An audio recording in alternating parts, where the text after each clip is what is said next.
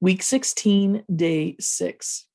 Our readings for today include one chapter from First Chronicles, that of chapter 6, before moving into Psalms 36, 39, 77, and 78.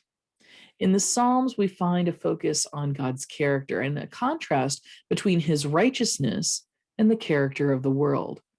When we think about where we started in this kingdom period, ultimately God's goal had been that the people would follow God as their king. But the people came to Samuel and said, "We want a king, a human king, like those countries and those peoples around us." Well, what would have been the difference if they had truly reflected upon and worshiped and followed God as their sovereign? David has been a good king thus far, but how much better would it have been God?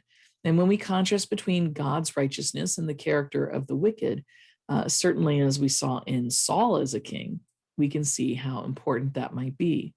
Additionally, we see God's immortality and power compared to the fleeting nature of human life and the greatness as seen in creation.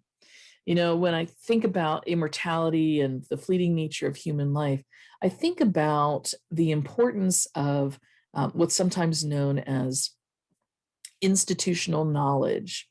As a pastor, an itinerant pastor at that, I often move into a new church, such as Westside.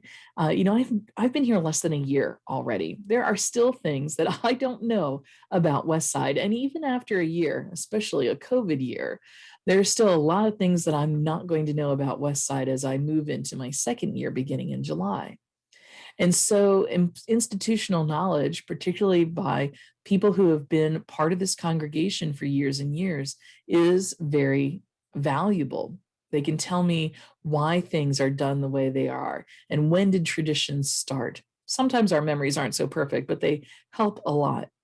Well, imagine if we could have the continuity of the immortal God as our ruler and leader, rather than having to jump from one person to another, from Saul to David, and ultimately to Solomon and his progeny, and them each having their own desires, their own goals, and their own uh, purposes in what they do.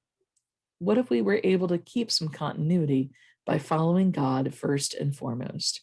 What difference might that make in our individual lives and in the way that we worship and we gather together as a people of God?